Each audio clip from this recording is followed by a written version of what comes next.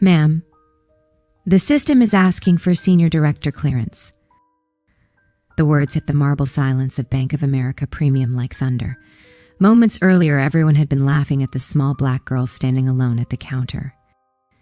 Now, the same people were frozen, watching their manager turn pale as he stared at the computer screen. Minutes before that shift, the room had been filled with quiet, elegant arrogance. Charles Whitman, gold laptop, designer glasses, unshakable ego, had mocked the girl loudly enough for everyone to hear. "The child wants to see her balance," he said, chuckling. Maybe she mistook this place for a regular bank. His wife Madison laughed behind her pearl necklace. Oh dear. Maybe her grandmother works in housekeeping. But the girl didn't flinch. 9-year-old Lena Jackson stood with a transparency folder pressed to her chest, her posture calm, her eyes strangely observant, too observant for a child. When the manager tried to usher her away, she simply answered, "I'm not lost. My grandmother told me to come here, today, to this counter. Something shifted. It was tiny, just the way she lifted her chin, yet it carried the weight of someone who knew far more than she revealed. And when she spoke her grandmother's name, Dorothy Jackson, the laughter stopped abruptly. The manager froze like someone recognizing a ghost. Charles scoffed at the tension. "Just type the name, Patterson. We don't have all day." He typed and typed again. And then his face drained of every drop of color. Before anyone could press him further, the very important person doors opened and Regional Director Victoria Thompson, a poised black woman in her 50s, walked in with the kind of authority that made even Charles sit up straight. But what stunned the room wasn't the director's presence. It was the moment Lana looked up and said softly, "Hi, Vicky." Victoria stopped dead. "Lana?"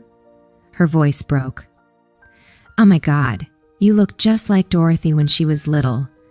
Gasps rippled through the hall as the director embraced the girl with genuine affection. Charles and Madison exchanged horrified glances. How did this child know the regional director by name? Lana handed Victoria an old yellowed envelope. "My grandmother said you would understand what's inside." Victoria read it, and whatever she saw made her posture straighten like steel. She issued orders instantly. "Patterson, prepare the executive meeting room. Call legal, now." The very important person floor erupted into silent panic. Inside the executive room, Lana sat in the massive leather chair, not as a frightened child, but as someone who belonged there. Victoria slid a confidential folder toward her. "Your grandmother documented every discriminatory act she experienced here," she explained, "and she left instructions for today."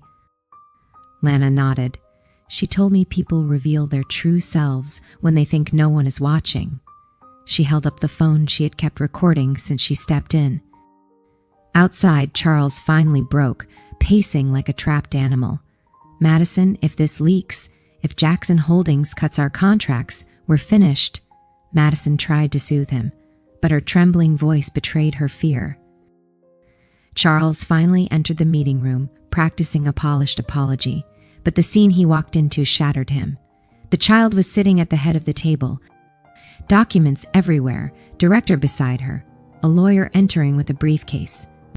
"Mr. Whitman," Lana said coldly, "thank you for joining us. Ms. Victoria was explaining my position as a shareholder in your company." "Shareholder?" he whispered. 5%, Victoria confirmed. "Enough influence to question your leadership." Charles nearly collapsed. Marcus, the lawyer, began reading aloud from the transcript of Charles's own insults.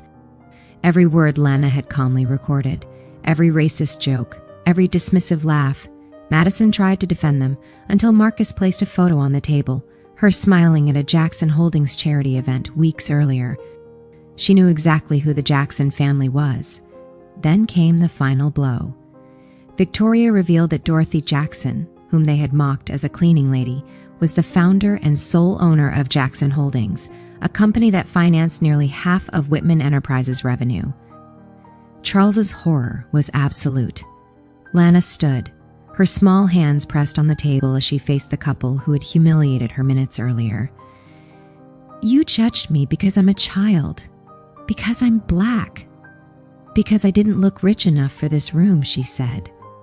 But my grandmother taught me something. Prejudice always exposes the fool, not the victim. Marcus slid the termination documents toward Charles. Jackson Holdings is ending every contract with your company, Lana said simply. Effective immediately. Charles collapsed into a chair, whispering, "Please, I can change. Just give me another chance." Lana looked at him with calm, devastating clarity.